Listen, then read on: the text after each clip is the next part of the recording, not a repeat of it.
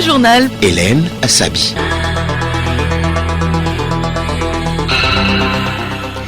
Bonjour à tous, vous faites bien de choisir Radio Lomé à l'heure de la grande édition de la mi-journée. Au sommaire, délimitation des frontières et gestion équitable des espaces maritimes, l'Union africaine élabore un outil pratique. Des experts planchent sur le sujet depuis hier à Lomé.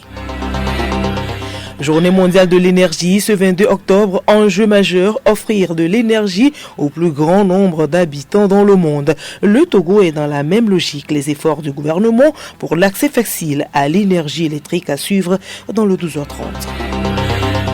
Le magazine Santé Plus de ce jour aborde la question de la ménopause. Comment les femmes doivent-elles se préparer à ce passage obligatoire de leur vie? Vous le saurez dans un instant. Sport football éliminatoire CAN féminine 2026. Les éperviers dames sont à Ouagadougou depuis ce matin. Elles jouent les juments du Burkina Faso ce vendredi pour le compte des matchs allés.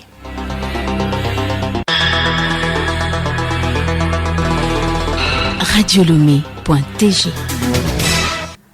Étendu dans l'infini, mais dispose des frontières. Oui, des espaces maritimes ont des limites. Des limitations et gestion équitable des espaces maritimes africains.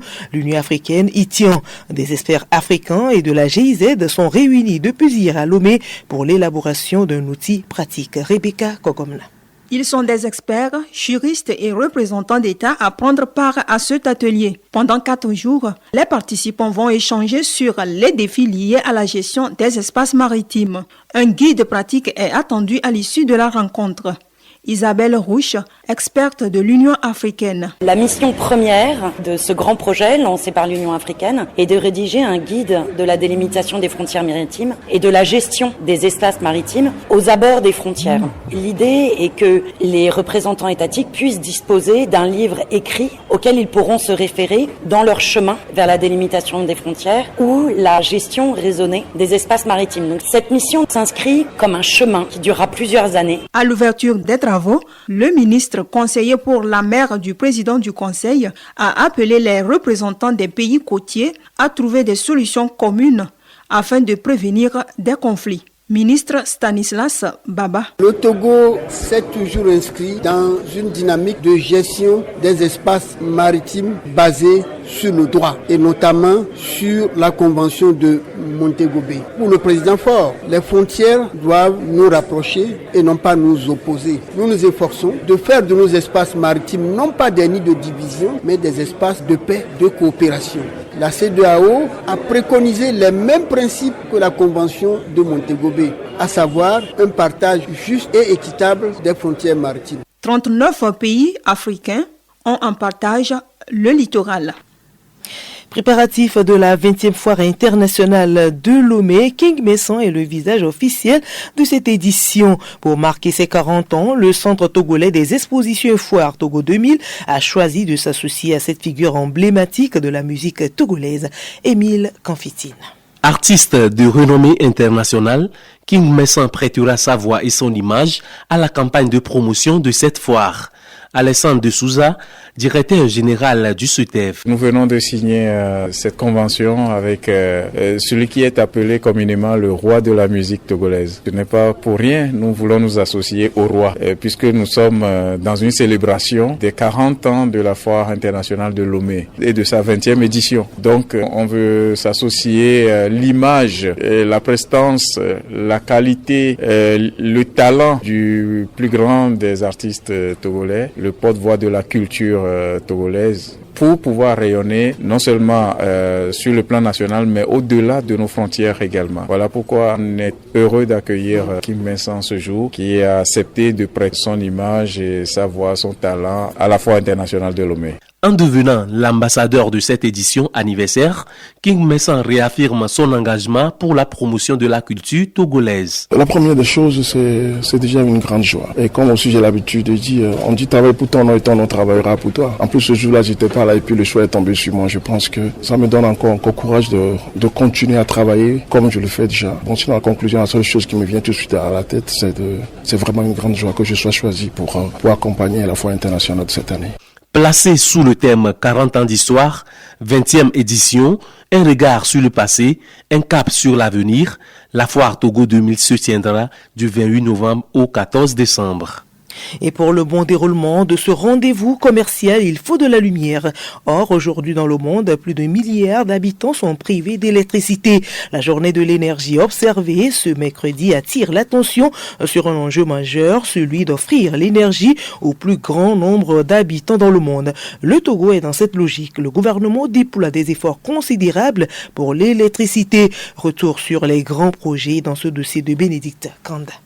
Les initiatives incluent l'électrification de 172 localités rurales avec le soutien de la BOAD, des projets d'énergie solaire hors réseau tels que CISO qui visent à équiper plus de 300 000 foyers de kits solaires individuels ainsi que l'installation de lampadaires solaires et le Fontinga pour faciliter les raccordements à bas coût. Ces actions s'accompagnent de projets d'extension des centrales existantes et de nouvelles installations comme la centrale de Soko, tout en intégrant des ajustements tarifaires visant à assurer la viabilité financière du secteur. Et puis le Togo a rejoint en juin dernier l'initiative Mission 300 lors d'une rencontre de haut niveau à Londres. Portée par la Banque mondiale et la Banque africaine de développement, cette initiative vise à connecter 300 millions d'Africains à une électricité fiable d'ici à 2030. Parlons santé à présent, de la patience et de l'attention pour pouvoir les comprendre, les bègues. Le bégaiement est mis en lumière chaque 22 octobre, une occasion pour la communauté internationale de sensibiliser sur ce trouble de la parole et de la communication. L'occasion est aussi donnée aux personnes qui bégayent de se faire entendre et à toute personne qui se sent concernée de mieux connaître ce mal. Charlotte Ahar. Le bégaiement est un trouble de la parole affectant la fluidité du discours. Il est caractérisé par des difficultés fréquentes et typiques du bégaiement, à savoir les répétitions de sons, de syllabes ou de mots, des prolongements de sons, des blocages. Il touche des millions de personnes à travers le monde. La journée du bégaiement vise à lutter contre les préjugés et à promouvoir l'inclusion des personnes qui bégayent dans la société. Elle permet aussi de mettre en avant les avancées scientifiques et thérapeutiques dans la prise en charge de ce trouble. Instaurée en 1998, cette journée entend donner une voix aux personnes concernées et sensibiliser le grand public aux défis qu'elles rencontrent au quotidien. Le thème cette année est forte de leur diversité. Les personnes qui bégayent s'unissent pour agir. Ce thème souligne la solidarité et l'action collective des personnes qui bégayent tout en mettant en avant la richesse de leur diversité. Charlotte, le bégaiement est fréquent chez les jeunes enfants et fait partie intégrante de l'apprentissage. Tout à fait, certains jeunes enfants peuvent bégayer lorsque leurs capacités de parole et de langage ne sont pas suffisamment développées pour suivre ce qu'ils veulent dire. La plupart des enfants surmontent ce type de bégaiement avec l'âge appelé bégaiement développemental.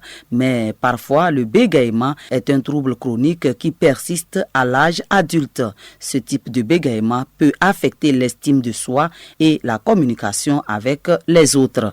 Les enfants et les adultes qui bégayent peuvent être aidés par des traitements tels que l'orthophonie, des appareils électroniques pour améliorer la fluidité de la parole ou une forme de thérapie de santé mentale appelée thérapie cognitivo-comportementale. Cette journée trouve son origine dans les efforts des chercheurs et des militants qui, dès les années 1980 et 1990, ont commencé à organiser des conférences et des campagnes pour briser les stéréotypes associés au bégaiement. L'objectif était de faire reconnaître ce trouble comme un phénomène neurodéveloppemental et non comme un simple problème psychologique ou émotionnel.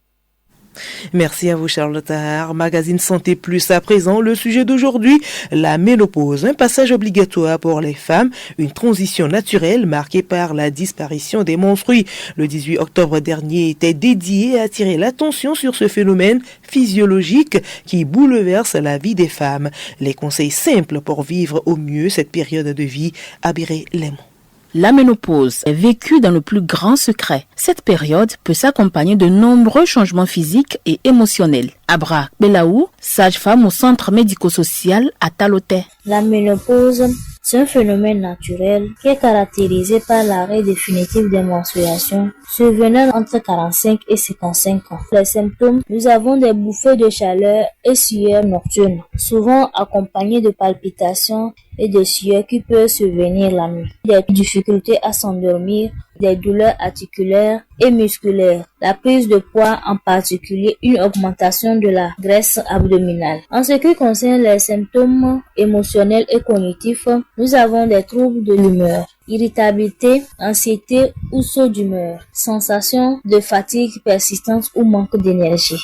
Nous avons aussi la baisse de la libido, c'est-à-dire diminution du désir sexuel. Pour mieux vivre avec ces symptômes, la femme concernée doit adopter un autre mode de vie. Sage-femme Abra Pelaou. Pendant la ménopause, une femme doit adopter un mode de vie sain tout en gérant le stress et en s'assurant un sommeil suffisant. Faire des exercices réguliers, c'est-à-dire la marche, le vélo, le renforcement musculaire, sont recommandés pour améliorer l'humeur, maintenir la masse musculaire et la densité osseuse. En ce qui concerne l'alimentation, inclure les aliments riches en calcium et en vitamine D tels que des produits laitiers, des légumes verts, des poissons gras et du soja. La ménopause n'est pas une maladie. Elle peut être gérée en consultant les professionnels de la santé.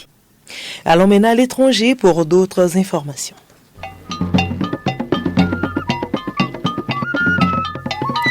Au Burkina Faso, l'ex-procureur général de Ouagadougou, Jean-Jacques Ouedraogo, a été enlevé. Le haut magistrat a été kidnappé lundi par des hommes de l'Agence nationale de renseignement ANR.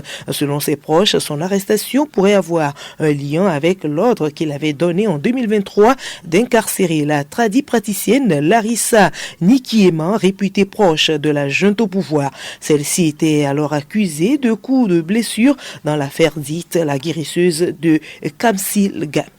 À 4 jours du premier tour de la présidentielle en Côte d'Ivoire, des manifestants ont été condamnés à 3 ans de prison ferme, reconnus coupables de troubles à l'ordre public pour avoir participé à une manifestation interdite à l'initiative du Front commun. Les 32 manifestants ont été déférés devant le tribunal de flagrant délit d'Abidjan. En tout, 40 prévenus se sont succédés à la barre pour raconter leur version des faits. Tous ont affirmé avoir arrêté donc alors qu'ils vaquaient à leurs occupations. Et puis au Cameroun, la tension est de plus en plus vive dans le pays. La proclamation des résultats définitifs de l'élection présidentielle est prévue demain. La journée d'hier a été émaillée de plusieurs manifestations dans la ville de Yaoundé, Douala et Garoua, menées par les partisans du candidat Issa Tiroma Bakari. Dans un communiqué, le ministre de l'administration territoriale a signalé de nombreuses interpellations.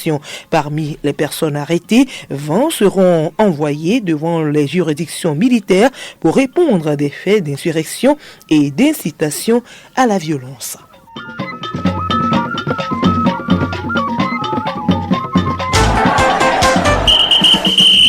Et vous l'avez compris, c'est la page des sports. Dans la page sportive de cette édition, il est question de la suite de la 3e journée des matchs de poule de la Ligue européenne des champions, du démarrage le week-end prochain du championnat national de D1 et du match aller entre les Juments et les Éperviers. Niké Stokba. Le Togo en dames défend ses couleurs face aux Juments du Burkina Faso le vendredi à 16h au stade du 4 août de Ouagadougou. Ce match compte pour la manche aller des qualifications, l'avant-dernier obstacle sur la route de la CAN féminine du Maroc 2026. La technicienne togolaise Kaïta Meti, fidèle à sa ligne, conserve la base de son équipe en faisant confiance à Atuku Ramachou, Sama Koudjoukalo, Nathalie Badaté et en ouvrant la porte à plusieurs joueuses du championnat local, notamment Zoutepe, Sonia, Odette Nyamteba et Reine Gake. Tous nos vœux de bonheur les accompagnent. Sur le plan national, le championnat national de football de D1 reprend ses droits de cité ce week-end. La première journée se joue le 25 et 26 octobre prochain. 2 jours de compétition pour lancer une nouvelle saison pleine d'enjeux sur les pelouses togolaises. Samedi à Kara, l'Es Bina affronte l'Entente 2 dans un duel qui s'annonce ouvert entre deux équipes portées sur le collectif. Au même moment, à Lomé, l'AS OTR sera face à l'Étoile filante dans le classique de la capitale. Les autres matchs se jouent dimanche. Nous enchaînons pour terminer avec le match de la 3e journée de la Ligue européenne des champions de football. Ce soir à 19h au Santiago Bernabéu, le Real Madrid en pleine confiance accueille la Juventus de Turin en plein doute après la défaite du week-end dernier en Serie A contre Côme. L'Olympique de Marseille, très en vue dans la Ligue 1, se déplace sur le terrain du Sporting Portugal. L'AS Monaco, mal en point, reçoit Tottenham, pas au mieux de sa forme. Chelsea sera face à l'Ajax Amsterdam. Hier, le champion en titre, le Paris Saint-Germain, s'est baladé à Leverkusen 7-2. Le FC Barcelone a atomisé l'Olympiakos 6-1. Grosse performance des Gunners d'Arsenal devant l'Atlético Madrid 4-0. Dortmund triomphe du FC Copenhague 4-2. Villarreal se fait battre à domicile par Manchester City 0-2. Autre sport, l'auto matinal, résultat de ce mercredi 22 octobre 2025, tirage 410, 5 premiers numéros, 70, 78, 64, 90, 31, 5 derniers numéros, 74, 07, 17, 54, 21.